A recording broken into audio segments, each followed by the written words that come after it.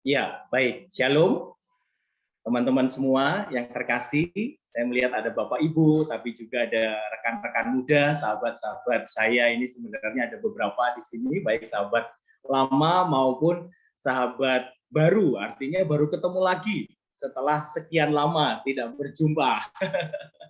Jadi terima kasih sekali teman-teman semua, sahabat-sahabat yang terkasih, jika pada malam hari ini saya diberi kesempatan yang kedua. Jadi temanya adalah tentang second chance. Jadi kalau Tuhan tidak memberi kesempatan kepada saya, maka mungkin malam hari ini saya tidak berada di ruang Zoom ini, saya tidak lagi berada di dunia ini, saya mungkin sudah bersatu dengannya. Maka sungguh dengan penuh sukacita dan damai sejahtera, saya ingin berbagi kepada sahabat semua. Namun sebelumnya izinkan saya share screen dulu sebentar, sebelum nanti kita akan mendengarkan beberapa kesaksian dan juga firman yang boleh Tuhan izinkan kami bagi pada malam hari ini sekeluarga. Jadi Bapak Ibu, teman-teman semua, sahabat-sahabat yang terkasih, bahwa pada malam hari ini saya bersyukur boleh hadir dalam second chance ini, sehingga sungguh-sungguh saya boleh berbagi apa yang Tuhan izinkan saya alami, apa yang Tuhan izinkan kami alami. Sebelumnya kami perkenalkan diri dulu. Nama saya Fendi, istri saya Devi, dan anak saya Aldrit. Saya bersyukur Tuhan boleh memberi kesempatan kepada saya sejak saya kelas 2 SMA. Ketika di tahun 95, Tuhan memanggil dan memilih untuk saya boleh berkarya di Legioner, sebagai legioner, Legio Maria Benteng Daud. Lalu kemudian mahasiswa, saya melayani di Badan Pelayanan Mahasiswa. Serta di sekitar tahun 2000-an itu saya ditarik ke BPKKS, saya melayani sebagai wakil koordinator dan juga koordinator bidang kepemudaan selama hampir sekitar 10 tahun. Dan di situ saya mengenal Kohimawan. Betapa Kohimawan begitu mencintai orang muda, begitu mengasihi orang muda, dan melayani orang-orang muda di rayon Semarang ketika itu. Dan kemudian saya diberi kesempatan juga untuk melayani di Bina Iman, dan sekarang saya sebagai wakil koordinator bidang Bina Iman BPK PKKKS dan wakil koordinator BPPG Semarang Plus, serta Devi, istri saya, sekarang sebagai wakil koordinator bidang kepemudaan di BPK PKKKS, dan Aldrit, satu-satunya anak kami yang berusia 15 tahun, sekarang diberi kesempatan oleh Tuhan untuk melayani sebagai wakil koordinator subseksi Teens, si kepemudaan Badan Pelayanan Nasional Pembaruan Karismatik Katolik Indonesia. Maka tanpa panjang lebar, teman-temanku yang terkasih, saya ingin berbagi bahwa satu pertanyaan besar dalam hidup kita, masih adakah mujizat? Masih adakah Allah dalam hidupku, dalam setiap pergumulanku? Dan bagaimana Allah itu meneguhkan, serta bagaimana Allah bekerja dan berkarya dengan begitu detil, sangat detil. nanti teman-teman bisa mendengarkan dari kesaksian kami. Allah itu berkarya dan bekerjanya itu sangat detail, sangat rapi, sangat urut. Walaupun kami yang mengalami itu kualang kabut, bagaikan roller coaster, naik turun. Tetapi Allah itu selalu bekerja dan berkarya dengan begitu luar biasa, sehingga akhirnya kami boleh mengalami Dia ada dalam hidup kami, Dia ada dalam pergumulan kami, Dia meneguhkan, dan juga kami mengalami secara langsung bagaimana Allah bekerja dan berkarya. Oleh karena itu, saya mengundang istri saya, Devi, untuk boleh berbagi kesaksian singkat. Silakan Devi untuk menyapa sahabat-sahabat dan juga berbagi kepada teman-teman. Silakan Devi.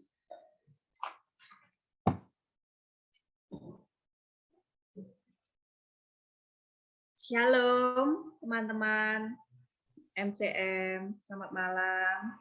Perkenalkan, nama saya Devi. Saya seorang istri, juga saya adalah seorang mama, dan saya juga karyawan swasta, serta saya pelayan Tuhan.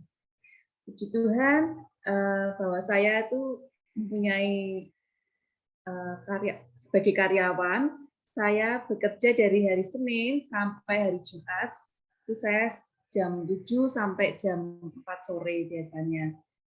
Nah, saya bersyukur kalau Tuhan itu selalu menaruh kerinduan di dalam hatiku, yaitu untuk mengikuti Ekaristi setiap pagi, walaupun pada saat ini secara online. Saya biasanya memang bangun pagi, yaitu pagi hari, kemudian saya menyiapkan sarapan untuk keluarga saya, lalu saya mengikuti Ekaristi, kemudian saya berangkat ke kantor. Nah, itu biasanya rutinitas saya sehari-hari. Kami biasanya mengadakan komsel keluarga, walaupun tidak setiap hari, tetapi kami juga belajar untuk melayani Tuhan. Dengan sebelum pandemi kami berpergian ke luar kota ataupun ke kota-kota yang lain untuk melayani Tuhan, dan juga di saat pandemi ini kami melayani Tuhan juga melalui media online, salah satunya adalah Zoom. Dengan banyaknya aktivitas dan kegiatan yang saya lakukan, terkadang saya pun merasa lelah dan letih. Tetapi justru disitulah saya merasakan bahwa Tuhan ingin untuk saya datang kepadanya, mengandalkan Dia.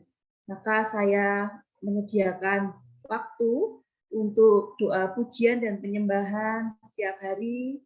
Dan sebelum tidur, saya biasanya melakukan juga doa meditasi Kristiani. Nah, pada bulan Juni tahun lalu, itu Fendi, suami saya, sakit COVID-19 karena keadaannya semakin tidak baik, maka saya bawa ke rumah sakit di Semarang, karena rumah sakit di Kudus sudah penuh semua, karena di Kudus sedang zona hitam. Nah, ketika saya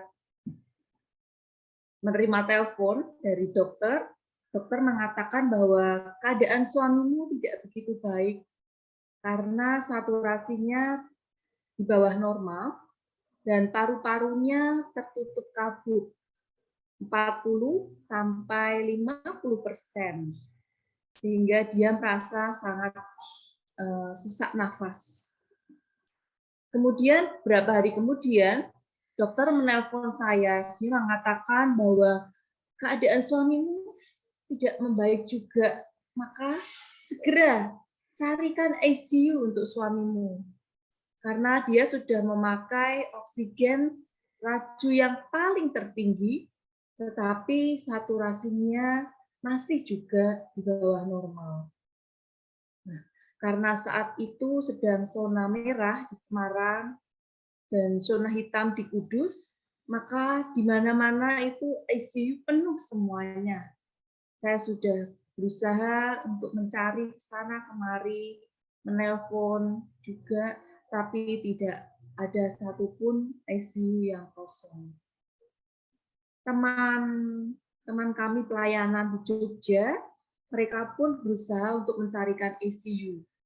Bahkan mereka berpatungan untuk menyewakan helikopter udara atau ambulan udara untuk memindahkan dari Semarang menuju ke Jogja. Karena mereka mendengar kabar bahwa ada ICU yang kosong. Karena di sana waktu itu belum zona merah. Tetapi ternyata ICU di sana pun sudah penuh. Jadi tidak bisa mendapatkan ICU. Karena tidak cenderung mendapat ICU, maka keadaan Fendi semakin memburuk. Ketika pagi hari,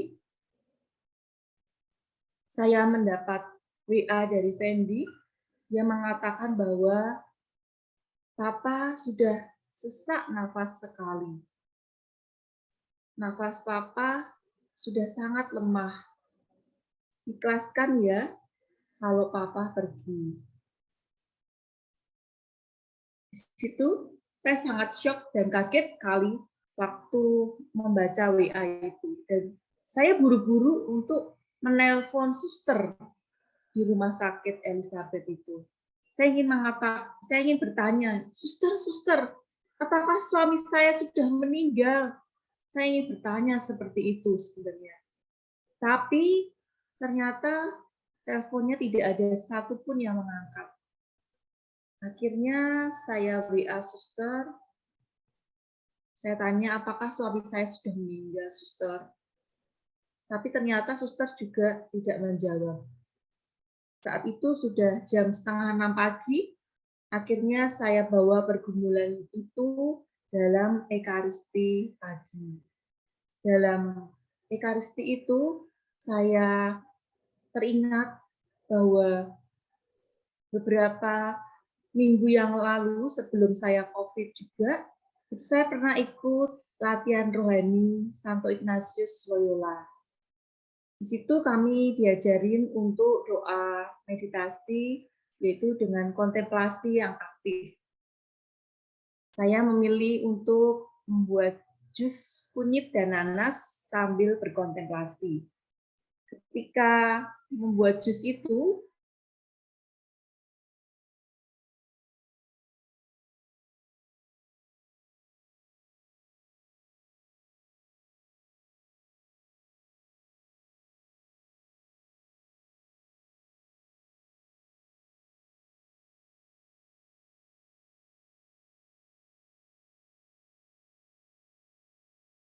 keduanya dicampur jadi satu jus, itu menyehatkan tubuhku, Tuhan.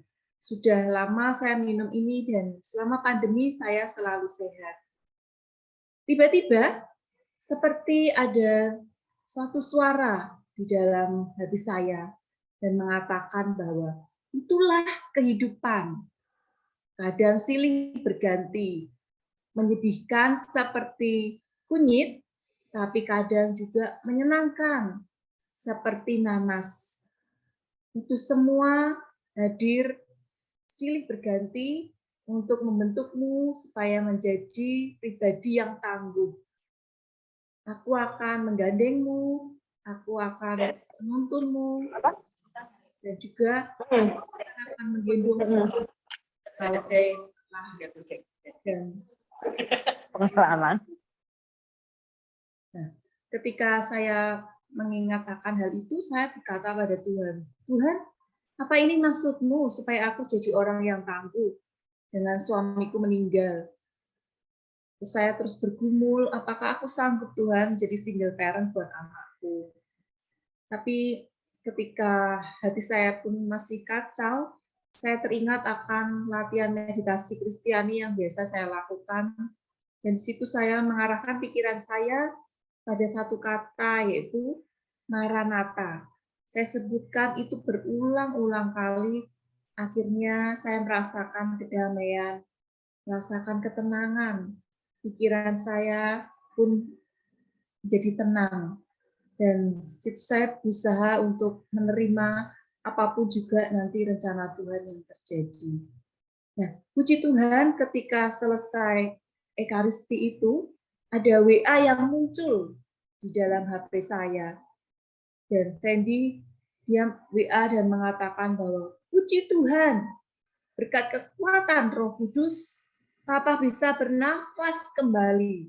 Di situ saya sangat lega sekali dan saya sangat bersyukur sekali. Saya merasakan bahwa ada mujizat di dalam Ekaristi yang saya ikuti dan terima pagi itu. Karena keadaan Fendi juga belum juga membaik, akhirnya teman-teman pun menyarankan untuk Fendi menerima sakramen pengurapan orang sakit. Dan akhirnya sore harinya ada suster dan juga Romo, walaupun secara online, Fendi menerima sakramen pengurapan orang sakit itu. Dan kami melalui WA call, saya dan anak saya pun mengikutinya. Ketika melihat keadaan Fendi, saya dan anak saya sangat sedih sekali. Karena keadaannya sangat lemah sekali dan dia memakai masker oksigen di mukanya dan dia sangat kelihatan sesak nafas sekali. Saya dan anak saya pun menangis sambil mengikuti sakramen pengurapan orang sakit itu. Ketika selesai sakramen pengurapan orang sakit, kami sempat untuk berbicara melalui video call. Dan kami mengatakan kepada Fendi bahwa, Pak, kami ikhlas, Pak, kalau memang Papa harus pergi. Kami pasti kuat bersama Tuhan. Ketika selesai sakramen pengurapan orang sakit itu, saya dan anak saya berpelukan, lalu kami berdua saling menangis. Kami benar-benar sedih, dan kami juga takut akan kehilangan suami dan papa kami. Tapi kami juga belajar untuk bisa menyiapkan hati. Kami berdoa bersama, kami melepaskan segala ego dan keinginan kami. Kami menyerahkan pada Tuhan apapun yang terjadi, pasti rencana Tuhan yang terbaik. Ketika anak saya sudah tertidur, saya masih belum bisa tidur dan saya akhirnya memasak di dapur. Saya waktu itu sedang mengiris daging, karena cuaca sangat panas, akhirnya ada keringat yang menetes dan menutupi kacamata sebelah kiri saya ini sampai penuh dengan air keringat saya. Akhirnya saya tidak bisa melihat. Itu seperti ada suara dalam hati saya. Kayaknya Tuhan bilang, jangan melihat dari kacamata sebelah kirimu, karena itu adalah kacamata manusiawimu. Tapi lihatlah dari kacamata sebelah kananmu, yang begitu jernih, bening, itu adalah kacamata iman. Ketika saya mendapat rema seperti itu, hati saya begitu damai sekali. Dan saya merasakan bahwa Tuhan hadir, dan akhirnya saya pun bisa tertidur sampai besok pagi. Nah, ketika besok paginya, saya pun mengikuti misa Ekaristi, dan selesai misa, saya pun mendapatkan WA dari Fendi bahwa dia tidak merasa sesak nafas lagi setelah menerima sakramen pengurapan orang sakit. Dia merasa sangat segar sekali, dan seperti ada oksigen yang tercurah melebihi dari 15 liter itu. Dan dia sangat damai sekali. Dan saya dan anak saya sangat bersyukur sekali. Sungguh Tuhan luar biasa. Dan besoknya, Fendi pun mendapatkan ICU. Ketika mendapat kabar itu, saya dan anak saya mengucap syukur, memuji Tuhan, dan melakukan doa pujian penyembahan. Kami sangat melakukannya dengan sangat bersyukur sekali. Dan Tuhan mengatakan bahwa sesungguhnya tanganku tak kurang panjang untuk menolong kalian, karena aku sangat mencintai dan mengasihi kalian. Dan saya pun ketika mengikuti Ekaristi pagi itu, saya mendapat firman, waktu itu bacaan pertama tentang Sarah, yaitu Sarah yang tidak percaya pada Tuhan, bahwa dia akan mengandung, tapi rencana Tuhan tetap terjadi, yaitu Sarah mengandung dan mempunyai anak. Dan bacaan kedua mengenai seorang perwira yang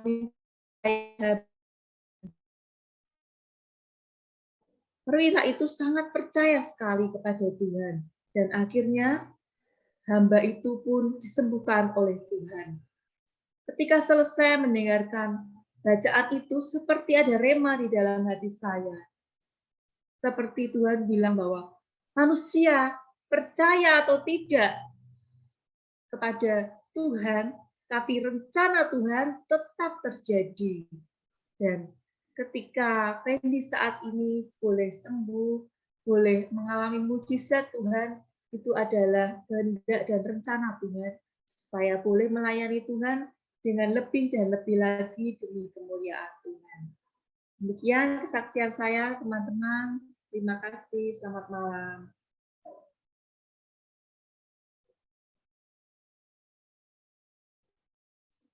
Ya, Shalom Bapak Ibu dan sahabat-sahabat yang terkasih, berkah dalam. Jadi pada kesempatan kali ini saya akan sedikit bagikan kesaksian ketika kami sekeluarga terpapar COVID-19. Jadi saya, Papa dan juga Mama itu terpapar COVID pada tanggal 24 Mei 2021 yang lalu. Dan setelah itu kami pun harus menjalani isoman di rumah selama kurang lebih 2 minggu. Dan setelah 2 minggu, puji Tuhan, kondisi saya dan Mama itu membaik. Namun kondisi Papa itu memburuk. Papa itu saturasi oksigennya itu turun. Dan Papa mengalami sedikit sesak nafas. Sehingga akhirnya Papa pun harus dibawa ke rumah sakit. Dan beruntung, Papa masih bisa mendapatkan 1 kamar isolasi di Rumah Sakit Santa Elizabeth Semarang. Dan sesampainya di rumah sakit, Papa pun dicek paru-parunya, di CT scan, dan ternyata mendapatkan hasil bahwa paru-paru Papa itu sudah tertutup 40 sampai dengan 50%. Dan itu sudah dipenuhi cairan dan juga kabut. Sehingga ini menjadi kondisi yang sudah cukup parah. Dan akhirnya pada tanggal 15 Juni 2021, kondisi Papa pun drop. Papa pun mengalami sesak nafas yang sangat hebat. Sampai-sampai oksigen di ruang isolasi yang sudah maksimalnya itu 15 liter, itu tidak dapat mengcover kebutuhan bernafasnya Papa. Dan berulang kali dokter pun sudah mengabari Mama bahwa kondisi Papa ini sudah sangat buruk dan direncanakan akan menerima sakramen pengurapan orang sakit. Dan ketika mendengar kabar itu, saya malah sangat sedih. Dan saya pun menjadi takut. Kalau nanti saya kangen sama Papa, saya harus gimana? Kalau saya ingin memeluk dan juga dipeluk sama Papa, saya harus gimana? Dan saya pun juga ada memiliki rasa penyesalan. Yaitu ketika beberapa hari sebelum Papa dibawa ke rumah sakit, itu benar-benar di rumah kondisi Papa sudah lemas dan hanya bisa terbaring di tempat tidur. Sehingga Papa pun banyak meminta bantuan kepada saya untuk mengambilkan minum, kemudian mengambilkan nasi, dan lain sebagainya. Dan pada saat itu ketika saya dimintain bantuan, itu lama-lama saya merasa kesel dan sebel juga, gitu, karena kok banyak banget yang diminta.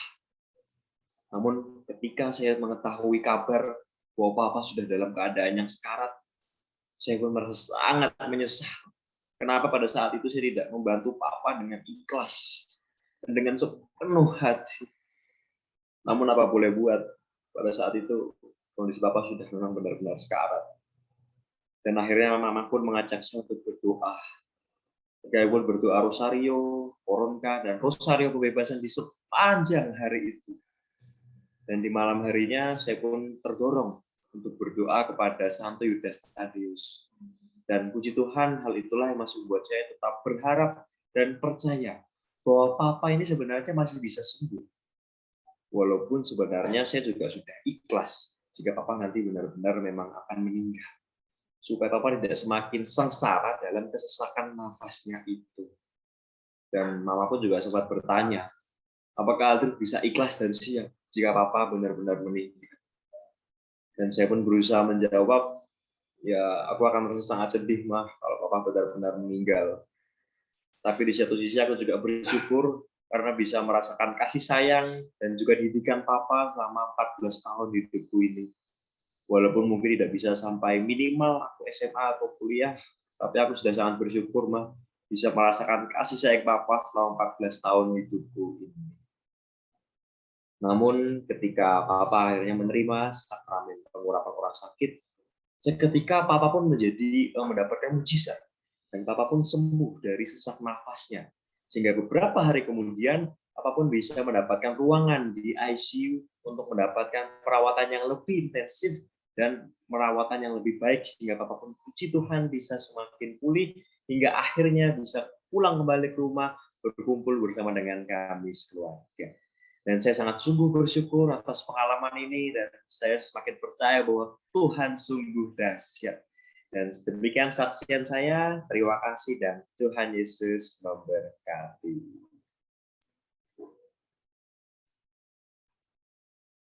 Ya, jadi teman-temanku yang terkasih, jadi kami ini bergantian ya. Dengan satu device, kita bergantian duduk di hadapan kamera ini. Jadi itu kesaksian pergumulan dari Devi dan juga Aldrid. Dan kalau saya sendiri pada saat tanggal 15 Juni, jam 2 dini hari, itu tiba-tiba memang saya mengalami serangan sesak nafas yang sangat berat dan sangat hebat. Sebelumnya sudah mulai agak normal sebenarnya ketika saya masuk dengan saturasi oksigen 80 itu sudah mulai agak naik sedikit ke 85, 87, tetapi kemudian jam 2 dini hari tanggal 15 itu saya tiba-tiba dapat serangan sesak nafas. Sehingga akhirnya nafas saya itu menjadi terengah-engah.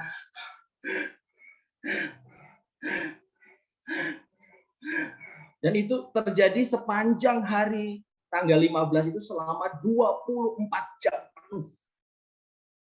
Jadi sepanjang hari itu paru-paru saya bekerja dengan demikian keras, jantung saya bekerja dengan demikian hebat, sehingga akhirnya menjelang dini hari di tanggal 16 itu membuat saya semakin merasa lemah, membuat saya semakin merasa tidak berdaya. Saya semakin lemah dan tidak berdaya.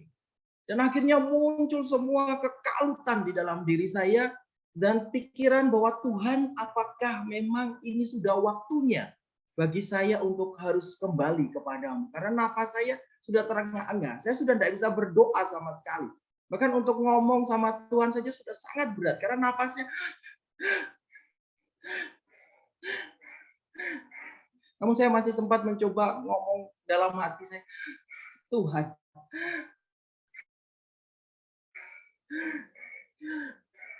tolonglah aku Tuhan. Tolonglah aku Tuhan.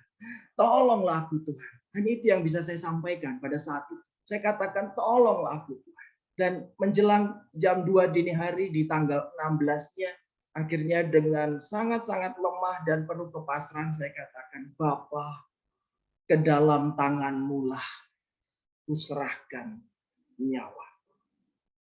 Dan kemudian akhirnya, dan itu membuat saya serahkan pada. Tetapi kemudian Tuhan punya kuasa dan kendali dalam hidup saya. Dan itu adalah anugerah-Nya. Maka demikian juga dengan nafas hidupmu, kepribadianmu, keluargamu, pekerjaan, pelayanan. Itu adalah milik Allah. Maka tidak ada alasan bagi kita untuk sombong sedikit. Kerendahan hati. Kesempatan kedua Tuhan berikan pada saya untuk semakin belajar rendah hati. Demikian juga Tuhan mengundang teman-teman semua, yuk kita belajar bersama. H yang kedua, humble. Dan yang ketiga, yang terakhir adalah help others. Betapa Tuhan ingin memberi kesempatan pada saya untuk hidup yang kedua ini adalah membantu sesama, berbagi kepada sesama. Berbagi dalam segala hal, bukan hanya dalam materi saja, tetapi dalam cinta, dalam perhatian, dalam pewartaan, dalam kesaksian. Karena satu pengalaman penyesalan saya ketika berada di sakratul maut itu adalah, Tuhan, umurku ini baru 42 tahun, Tuhan. Aku memang sudah melayanimu puluhan tahun, tetapi sungguh aku merasa belum banyak aku berbuat yang terbaik bagimu. Belum banyak aku berbuat yang terbaik bagi keluargaku, bagi istri dan anakku, bagi saudara-saudaraku, bagi mertuaku. Orang tua saya sudah meninggal, jadi saya bicara tentang mertua. Kemudian juga belum banyak saya berbuat untuk teman-teman sepelayanan maupun umat yang kau percayakan untuk aku layani. Tuhan, aku belum layak, belum banyak membantu orang. Itu penyesalan ketika saya berada dalam sakratul maut, teman-teman. Dengan usia yang baru 42 tahun, saya merasa, aduh, kalau saya meninggal ini, aduh, saya menyesali bahwa saya belum melakukan yang terbaik selama. Dan inilah kesempatan kedua yang Tuhan berikan. Maka saat ini Tuhan pun mengundang teman-teman semua, mari kita help others. Hal yang ketiga adalah selalu berbagi kepada sesama kita. Orang-orang yang paling dekat dan paling kita cintai dan mencintai kita, maupun juga orang lain di luar sana, bahkan musuh-musuh kita. Oleh karena itu, teman-teman, jangan pernah ragu dengan cara Tuhan menolongmu. Dia punya waktu dan cara yang tepat untuk menolong setiap kita. Mazmur 121 ayat 2 berkata, pertolonganku ialah dari Tuhan yang menjadikan langit dan bumi. Dan akhirnya, setelah saya mengalami semua proses itu di tahun lalu, di akhir tahun kami mesbah keluarga, tanggal 31 Desember kami angkat pujian dan penyembahan.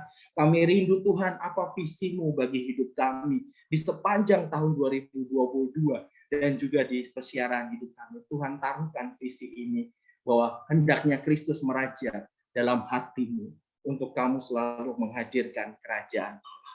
Ini yang Tuhan rindukan bagi kami keluarga minimal, tapi juga ini mau kami bagikan dan wartakan.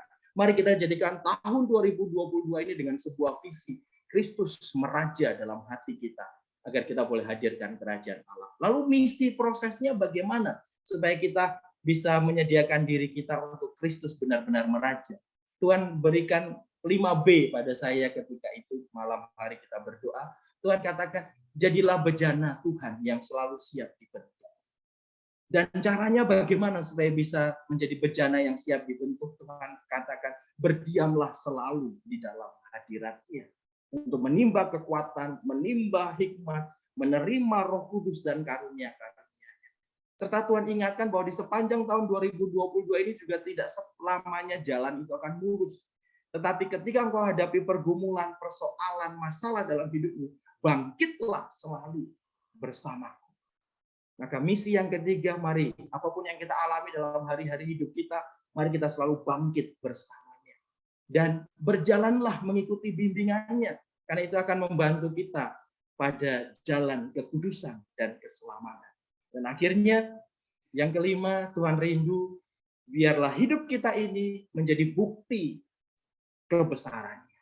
Ketika kita melakukan kehendak-Nya, melayani, mewartakan, bersaksi, dan berbagi, biarlah itu semua menjadi bukti kebesaran Tuhan di dalam hidup kita. Ini saya bagikan pada teman-teman semua, visi ini, misi ini, kalau teman-teman rindu untuk semakin bertolak ke dalam, bisa teman-teman hayati, teman-teman hidupi bersama di sepanjang tahun 2022 ini. Dan terakhir, yang terpenting adalah Kristus meraja di hatiku dan melaksanakan kehendak-Nya. Maka teruslah bertanya, sudahkah Yesus meraja di hidupku? Sudahkah? Sudahkah Yesus meraja dalam doaku, karakterku, keluargaku, hobiku, pekerjaanku, pelayananku, keputusan-keputusanku, pergaulanku? Jadikanlah Yesus the King of my heart.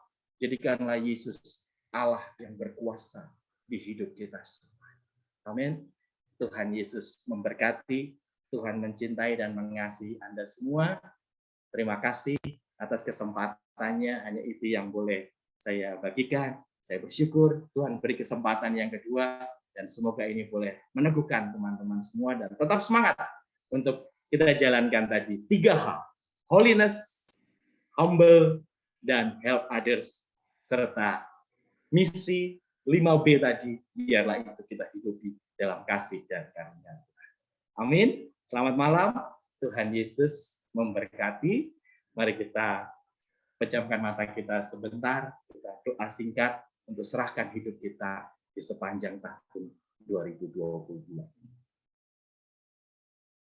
Kasih karunia Tuhan beserta kita sekarang dan selama-lamanya. Bapa yang baik, terima kasih.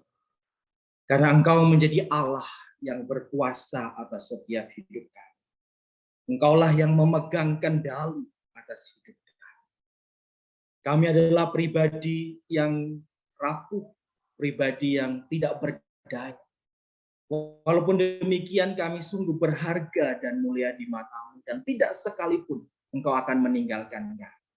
Engkau menjaga kami, Engkau menolong kami, Engkau membimbing kami. Tidak sehelai rambut kami Kau biarkan jatuh tanpa seizin-Mu, Tuhan. Maka terima kasih untuk setiap anugerah nafas kehidupan. Terima kasih atas setiap kesempatan hidup yang boleh Engkau anugerahkan kepada kami. Maka kami mohon selalu rahmat-Mu, Tuhan, sehingga dalam hidup kami sehari-hari, kami boleh selalu menjadikan Engkau sebagai Raja dalam hidup kami. Raja yang berkuasa, yang memegang kendali penuh atas hidup kami.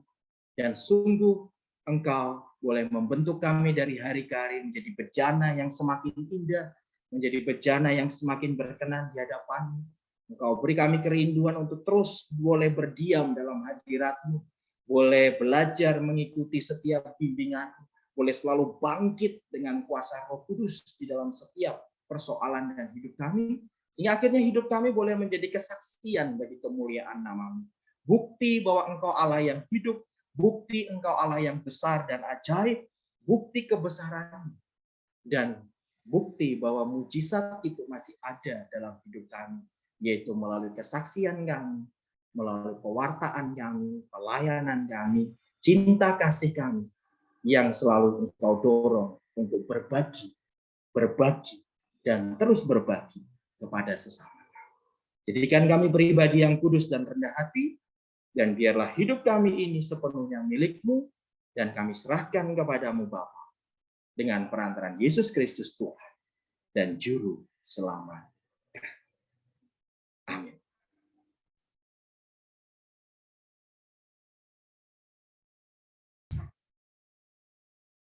Oke, terima kasih untuk layanannya, Andy, Devi, dan Aldrich ya.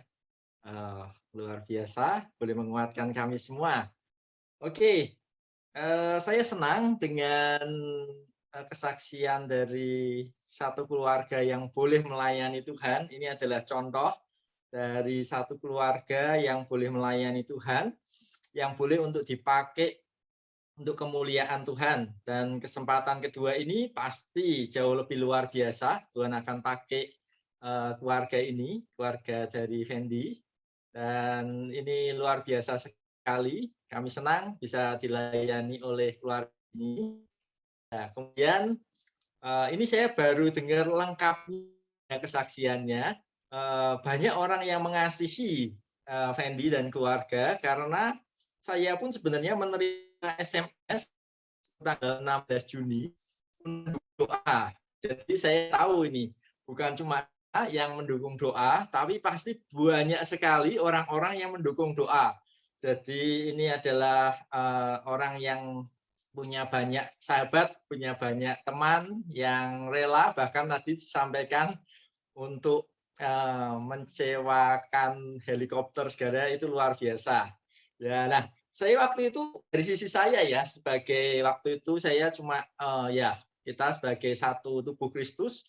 Jadi ketika tahu bahwa Fendi itu kena COVID dan ada adik ipar saya yang SMS minta dukungan doa, kemudian kita dukung doa. Jadi saya tahu sebenarnya sedikit mengikuti perkembangannya, masuknya di rumah sakit, kemudian saturasinya tinggal 82, paru-parunya sudah tertutup kabut tinggal 40-50. Kemudian itu benar-benar tiap hari itu update terus. Ini mau dipindah ke Kudus, katanya sempat seperti itu juga, ada ICU di sana. Nah, terus kita, wah kok saya juga mikir, wah pindah ke Kudus ya. Terus ya udah, pokoknya bagian kita lakukan. Ternyata tidak jadi, di Elizabeth ternyata juga ada dan bisa masuk ICU. Dan yang luar biasa kesaksiannya ya, saya juga senang ketika mendengar kabar bahwa setelah menerima sakramen pengurapan orang sakit, sakramen perminyakan, mukjizat itu terjadi. Dan luar biasa, Tuhan itu luar biasa, ya. Tuhan masih mau pakai Fendi, Devi, dan Aldrich ya untuk kemuliaan Tuhan. Dan juga kita satu tubuh yang saling menguatkan, mendoakan meskipun kita berada dalam tempat yang beda, tapi kita sama-sama melayani Tuhan. Oke, luar biasa sekali yang Tuhan sampaikan juga tentang pesan-pesan Tuhan tadi. Biar ini menguatkan kami dan juga seluruh tim MCM yang lain ya, dan juga orang yang mendengarkan acara ini boleh untuk dikuatkan dengan firman dan kesaksian-kesaksian tadi. Itu terima kasih sekali Fendi, Devi, dan Aldrich. Biar dipakai Tuhan terus secara luar biasa. Tuhan Yesus memberkati. Terima kasih akan pelayanannya. Suatu saat kita bisa melayani bersama-sama, bisa ketemu lagi. Tuhan Yesus memberkati, berkah dalam. Saya kembalikan ke hostnya. Amin. Thank you banget Ohim dan kawan-kawan semua. Tuhan berkati. Terima kasih Bro Fendi, Sis Devi, dan Aldrich untuk sharingnya yang menguatkan dan memberkati kami semua. Sekarang tiba saatnya pengumuman.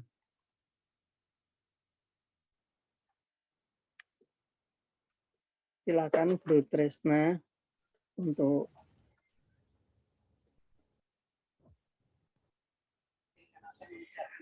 klinik yang lengkap terpenuhi, mulai banyak dikenal, saya merokok.